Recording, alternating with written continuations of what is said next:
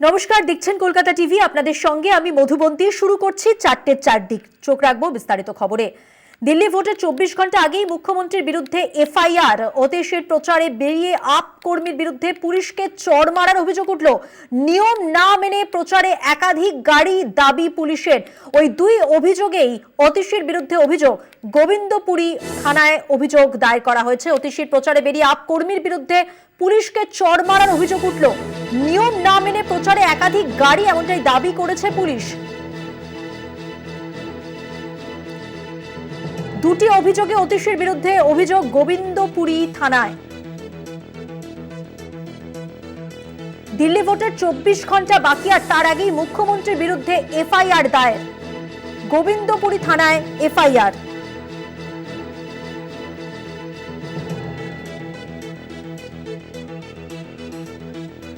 আরো একবার জানিয়ে রাখবো, নিয়ম না মেনে প্রচারে একাধিক গাড়ি রাখা হয়েছিল, এমনটাই দাবি করেছে পুলিশ। পুলিশকে চড় মারার অপরাধে আপ সমর্থক এবং তার বিরুদ্ধে অভিযোগ।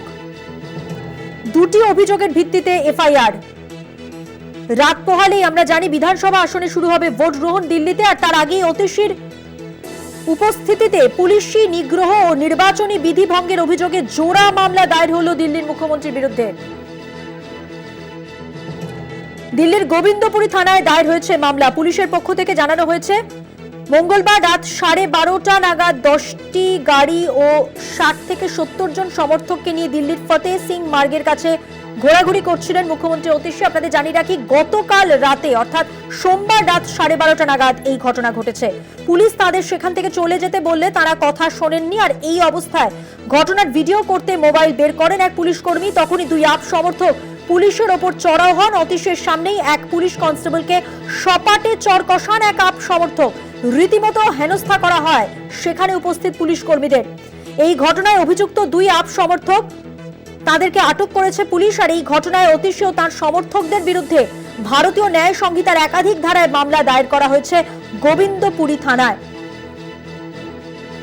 নির্বাচনী উত্তাপে ফুটছে দিল্লি। রাত পোহালেই 70 বিধানসভা আসনে শুরু হবে ভোট গ্রহণ। তার আগে অতীশের উপস্থিতিতেই পুলিশি নিগ্রহ ও নির্বাচনী বিধি ভঙ্গের অভিযোগে জোড়া মামলা দায়ের হলো দিল্লির মুখ্যমন্ত্রীর বিরুদ্ধে।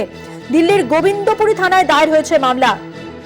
পুলিশের পক্ষ থেকে জানানো হয়েছে, গতকাল রাত 12:30 নাগাদ 10টি গাড়ি ও 60 থেকে 70 জন সমর্থককে নিয়ে দিল্লির ফতেহ সিং মার্গের কাছে ঘোরাঘুরি করছিলেন মুখ্যমন্ত্রী অতীশী।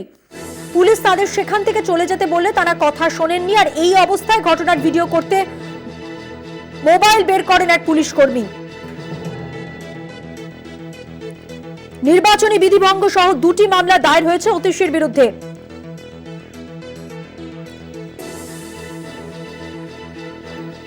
নিউজ রুম থেকে সরাসরি রয়েছেন আমাদের পলিটিক্যাল এডিটর আশিস চট্টোপাধ্যায়। কথা বলবো আশিসদার সঙ্গে। আশিসদা, জোড়া মামলা দায়ের হয়েছে দিল্লির মুখ্যমন্ত্রীর বিরুদ্ধে।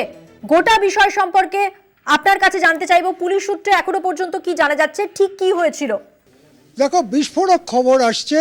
নির্বাচনের 24 ঘন্টা আগে একটা রাজ্যের মুখ্যমন্ত্রীর বিরুদ্ধে এফআইআর দায়ের করা হয়েছে, এবং সেই এফআইআরও দায়ের করা হয়েছে পুলিশ কর্মীদের মারধর করার অভিযোগে।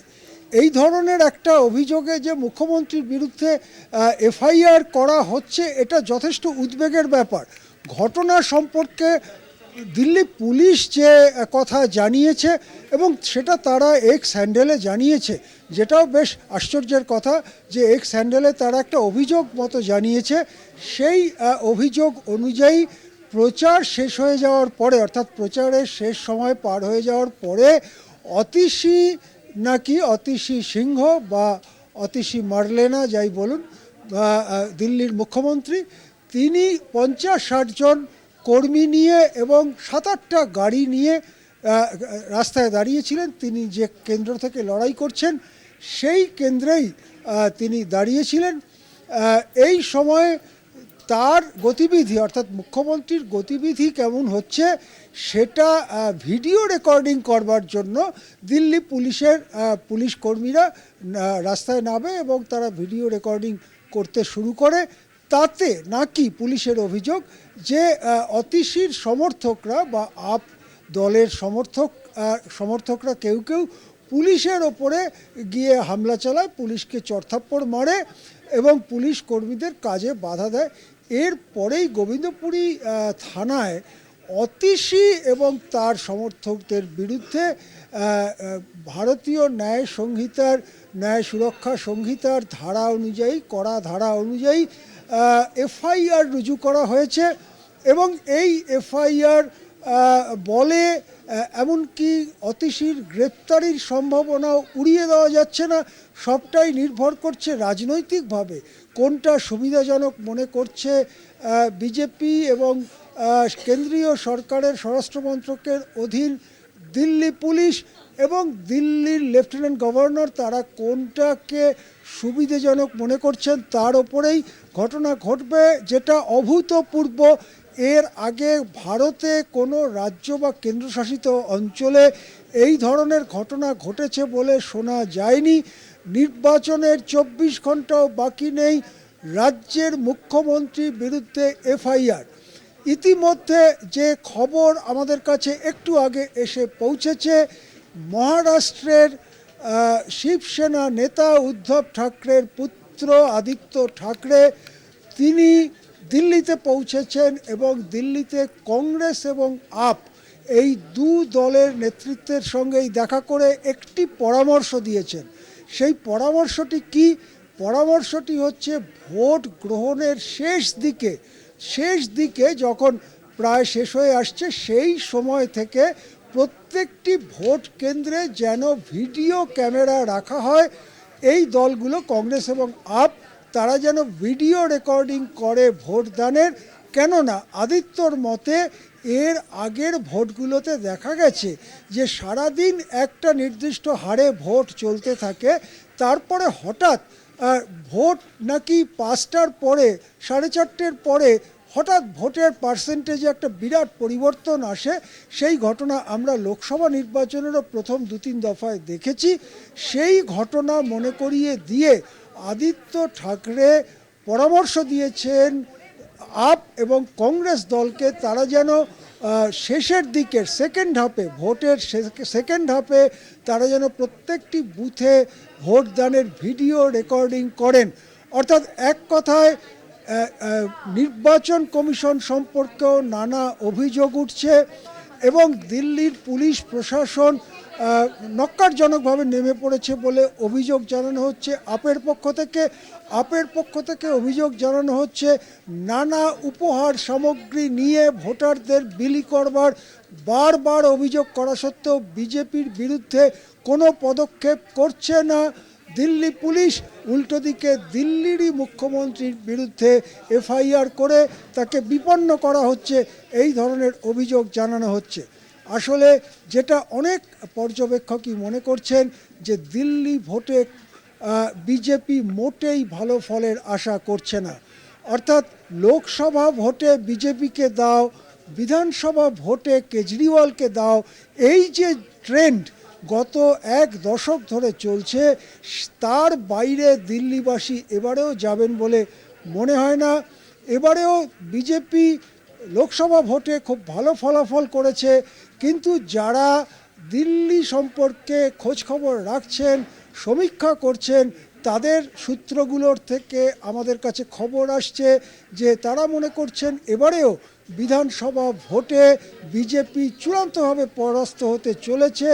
সেই ভবিষ্যৎকে দেখতে পেয়ে আশঙ্কিত বিজেপি শেষ পর্যন্ত অতীশীর বিরুদ্ধে ভোটের আগের দিন এফআইআর রুজু করে তাকে খর্ব করতে রাস্তায় নেমে পড়েছে। হ্যাঁ মধুমন্তী, ধন্যবাদ। কথা বললাম নিউজরুম থেকে, সরাসরি ছিলেন আমাদের পলিটিক্যাল এডিটর আশিস চট্টোপাধ্যায়, তাঁর সঙ্গে। আরো একবার জানিয়ে দেব, আমরা জানি যে রাত পোহালেই কিন্তু 70 বিধানসভা আসনে শুরু হবে ভোট গ্রহণ দিল্লিতে, কিন্তু তার আগেই মুখ্যমন্ত্রী অতীশীর উপস্থিতিতে পুলিশি নিগ্রহ এবং নির্বাচনী বিধি ভঙ্গের অভিযোগে জোড়া মামলা দায়ের করা হলো তার বিরুদ্ধে। দিল্লির গোবিন্দপুরী থানায় দায়ের হয়েছে মামলা।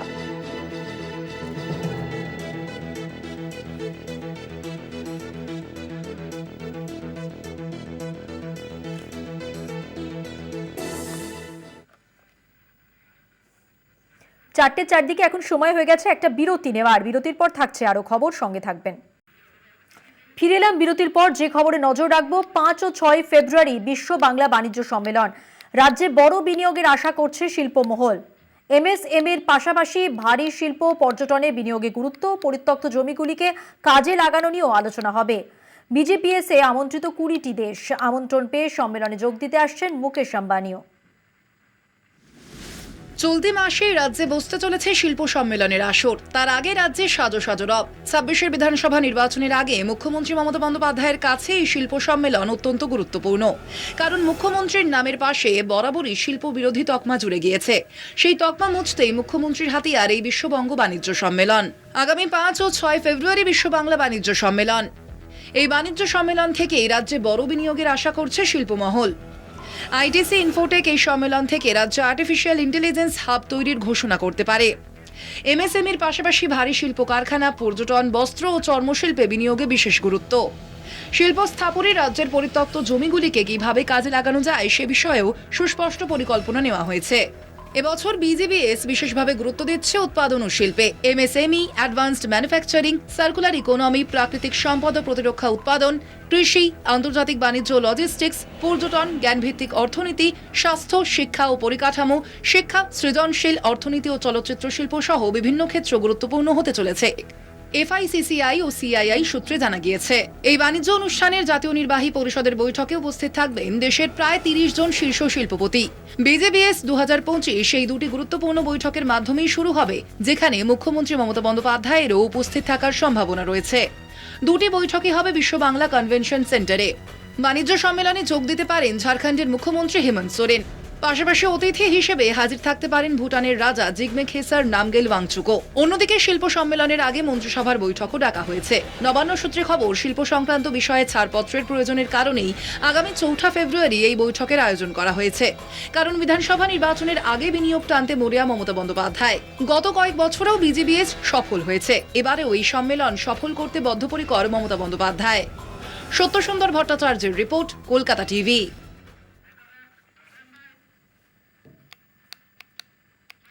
বাংলায় ক্ষমতা দখলের রাজনৈতিক লড়াই নয়, চক্রান্তের আস্থা বিজেপির। 2024 সালের লোকসভা ভোটের প্রাক্কালে সন্দেশখালীর গণধর্ষণের ভুয়ো অভিযোগ সেই চক্রান্তেরই অঙ্গ।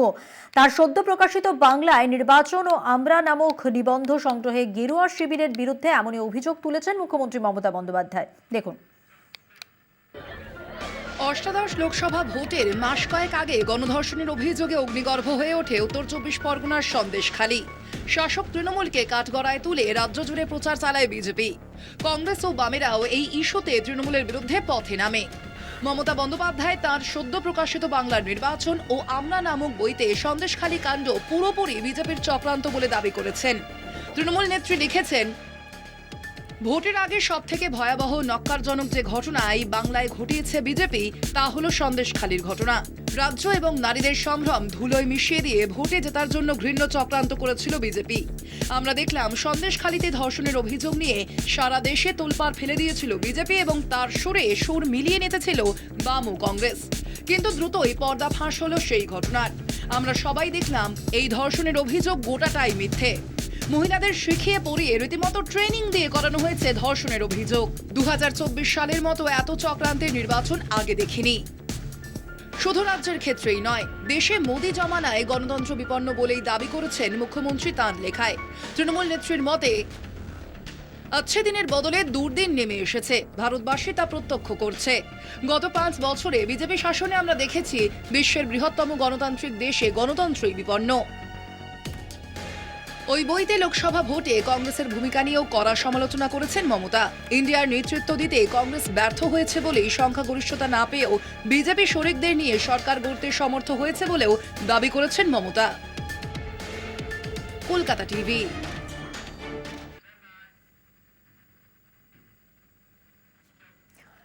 আগামী 10 ফেব্রুয়ারি বাজেট অধিবেশন শেষ করেই দলের বড় লড়াইয়ের প্রস্তুতি শুরু তৃণমূলের। বিধায়কদের নিয়ে পরিষদীয় দলের একটি বৈঠক করবেন মুখ্যমন্ত্রী তথা তৃণমূল সুপ্রিমো মমতা বন্দ্যোপাধ্যায়। তার আগে দলের সমস্ত কর্মসূচিতে মমতা বন্দ্যোপাধ্যায়ের কোন কোন ছবি ব্যবহার করা যাবে তাও নির্দিষ্ট করে দিল তৃণমূল নেতৃত্ব।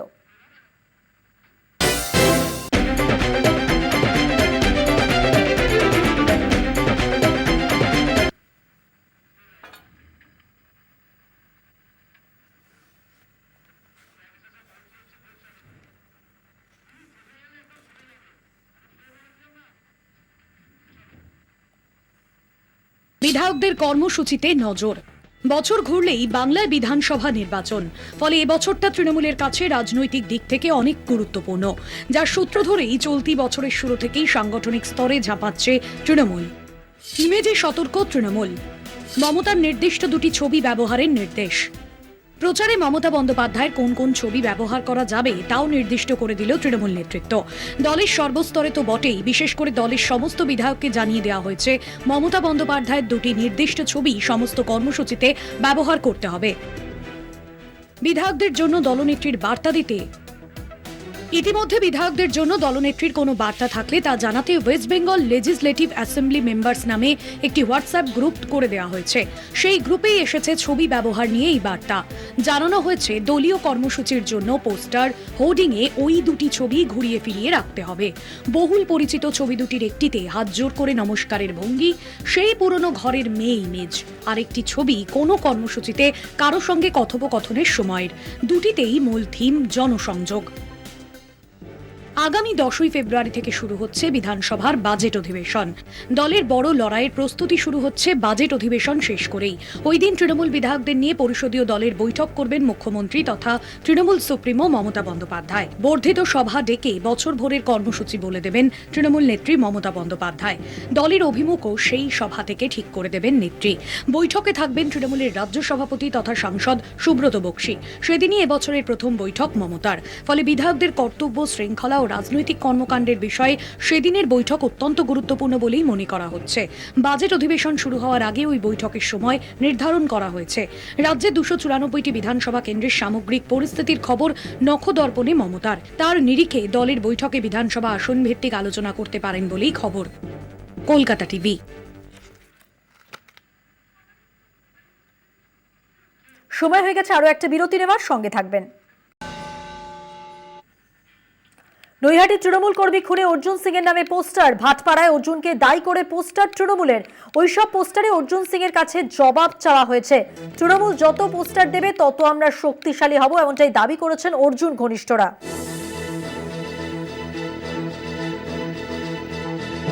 নৈহাটি তৃণমূল কর্মী খুনে অর্জুন সিং এর নামে পোস্টার, ভাটপাড়ায় অর্জুনকে দায়ী করে পোস্টার পড়ল তৃণমূলের।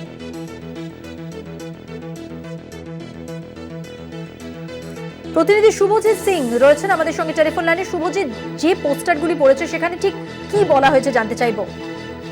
দেখো মধুমন্ত্রী, গত শুক্রবার দিন যে নৈহাটিতে তৃণমূল কর্মী খুন হয়েছিলেন, সেই খুনের ঘটনাতে কিন্তু অর্জুন সিংকে দায়ী করে রীতিমতো পোস্টার দেওয়া হয়েছে। পোস্টারে লেখা হয়েছে যে এই খুনের ঘটনায় যোগ্য জবাব অর্জুন সিংকে দিতে হবে। কারণ এই ঘটনার সঙ্গে যে দুষ্কৃতীর নামগুলি সামনে আসছে, একদিকে যেমন রাজেশ রাও, অপরদিকে চিন্টু সিং, এই দুজনেই কিন্তু অর্জুন সিং ঘনিষ্ঠ বলে কিন্তু এলাকায় বেশিভাবে পরিচিত, এবং সেই খুনের ঘটনার পিছনে কিন্তু এরা দুজনেই রয়েছে। মূলত তাদের গ্রেপ্তারের দাবিতেই তারা মাঠে নামছেন এবং বারবার করে এলাকায় পোস্টার দিয়েছে। এর আগেও নৈহাটিতে একাধিক পোস্টার পড়েছে, নৈহাটির পর এবার ভাটপাড়া। ভাটপাড়াতেও আজকে সারাদিন দেখা গেল যে বিভিন্ন জায়গায় ভাটপাড়া শহর তৃণমূল কংগ্রেসের নামে বিভিন্ন জায়গায় পোস্টার পড়েছে এবং সেই পোস্টারে অর্জুন সিং এর কাছ থেকে জবাব চাওয়া হয়েছে। পোস্টারে পরিষ্কারভাবে লেখা হচ্ছে যে তৃণমূল কর্মী সন্তোষ যাদব কেন খুন হলো, অর্জুন সিং জবাব চাই, জবাব দাও। ঠিক এই কথাতেই কিন্তু এলাকায় চারিদিকে পোস্টার করা হয়েছে এবং সেই পোস্টারে পরিষ্কারভাবে জবাব চাইতে যাওয়া হয়। যদিও এই পোস্টারে কোন রকমই সাড়া দিচ্ছেন না বিজেপি নেতৃত্ব। অর্জুন ঘনিষ্ঠ বিজেপি নেতা প্রিয়াঙ্কু পান্ডে তিনি পরিষ্কার জানিয়েছেন, 2024 লোকসভা নির্বাচনের ফলাফল ঘোষণা হওয়ার পর থেকে একাধিক এরকম খুনের ঘটনা ঘটেছে। প্রতি ক্ষেত্রেই বিজেপি নেতা কর্মীদের কালিমালিপ্ত করা হচ্ছে, সম্পূর্ণভাবে চক্রান্ত হবে, কিন্তু সেই বিষয়ে তারা গুরুত্ব দিতে নারাজ। যদিও ভাটপাড়া সহ তৃণমূল কংগ্রেসের সভাপতি দেবজ্যোতি ঘোষ তিনি পরিষ্কার জানিয়ে দিয়েছেন, সন্তোষ যাদব খুনের পিছনে সরাসরিভাবে যুক্ত রয়েছেন ব্যারাকপুরের প্রাক্তন সাংসদ অর্জুন সিং। তবে এই খুনের দায় অর্জুন সিংকে নিতে হবে বলে কিন্তু তারা জানিয়েছেন। ধন্যবাদ। কথা বললাম প্রতিনিধি শুভজিৎ সিং এর সঙ্গে। ভাটপাড়ায় অর্জুন সিং এর নামে পোস্টার তৃণমূলের। নৈহাটি তৃণমূল কর্মী খুনে পোস্টার পড়ল অর্জুন সিং এর নামে।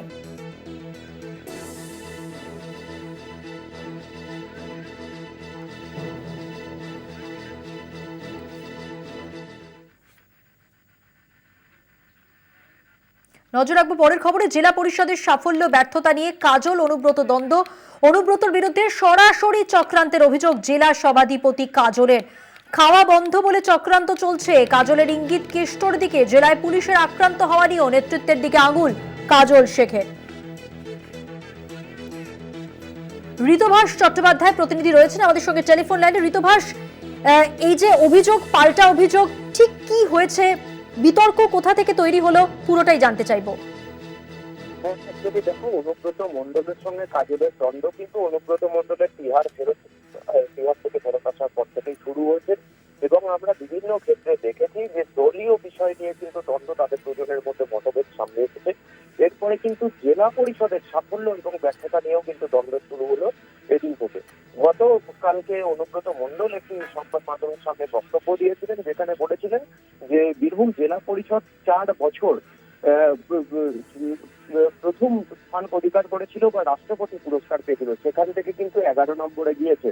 অর্থাৎ 15 ফাইন্যান্সিয়াল ইয়েতে 11 নম্বরে যাওয়ার পরে অনুব্রত মণ্ডল সেই বিষয় নিয়ে কিন্তু সোচ্চার হয়েছিলেন। আর তারই প্রত্যুত্তর কাজলকে সংবাদ মাধ্যমের মুখোমুখি হয়ে বলে যে এই যে 2015 থেকে 2024 পর্যন্ত যে সমস্ত ডিস্ট্রিক্ট ইঞ্জিনিয়াররা ছিলেন তারা কেউ রিটায়ার করেছেন, কারোর ট্রান্সফার হয়েছে, কিন্তু পরবর্তীতে যাকে ডিস্ট্রিক্ট ইঞ্জিনিয়ার হিসেবে পাঠানো হয়েছে তিনি জেলার সম্বন্ধে অবগত ছিলেন না বলে বেশ কিছু অসুবিধার সম্মুখীন হতে হয়েছে। পরবর্তীকালে কাজল শেখ নিজে মুখ্যমন্ত্রীর দ্বারস্থ হয়েছেন এবং মুখ্যমন্ত্রীর দ্বারস্থ হওয়ার পর মুখ্যমন্ত্রী আবারও অরবিন্দ সাহা, অর্থাৎ প্রাক্তন যিনি ইঞ্জিনিয়ার ছিলেন বীরভূম জেলা পরিষদে, তাকে কিন্তু আবার নতুন করে নিযুক্ত করেন বেশ কিছুদিন আগে।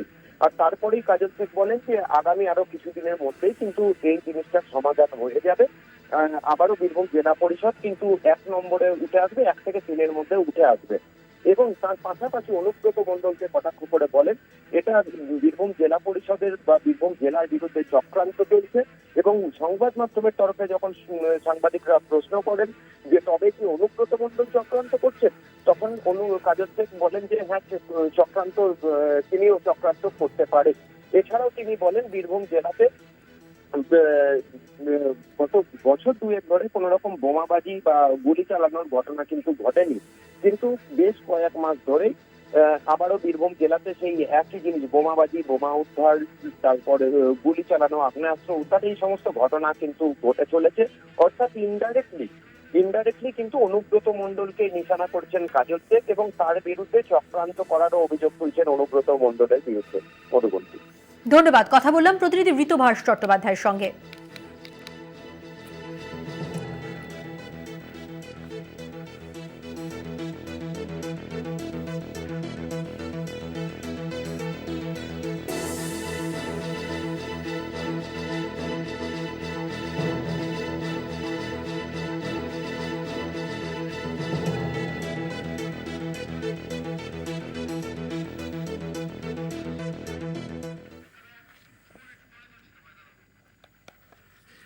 বিএসএফ কে জমি দিল রাজ্য, এই মুহূর্তে যে খবর পাওয়া যাচ্ছে রাজ্যের পক্ষ থেকে বিএসএফ কে জমি দেওয়া হয়েছে, সীমান্তে বিএসএফ কে জমি দেওয়া হয়েছে রাজ্যের পক্ষ থেকে। 0.05 একর সরকারি জমি বিএসএফ কে দিল রাজ্য।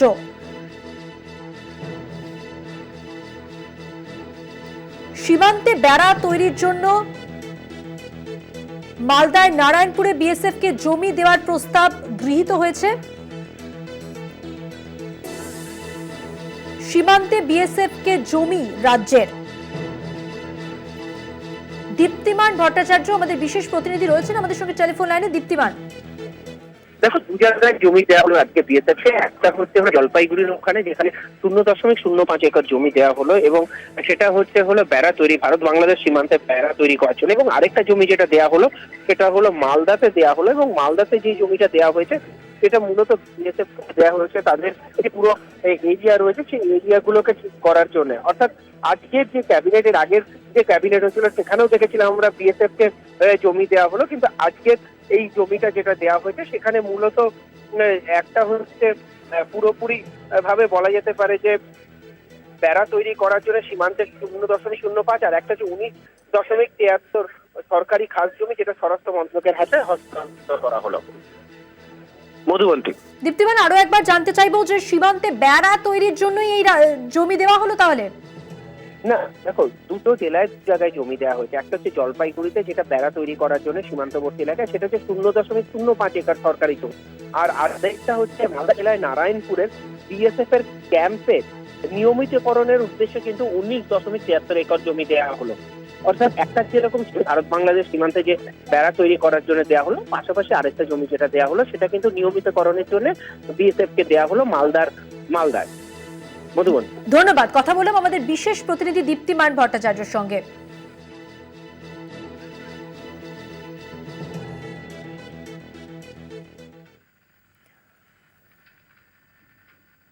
4:04 আজকের মতো এ পর্যন্তই। দেখতে থাকুন কলকাতা টিভি, রাত দিন 7 দিন।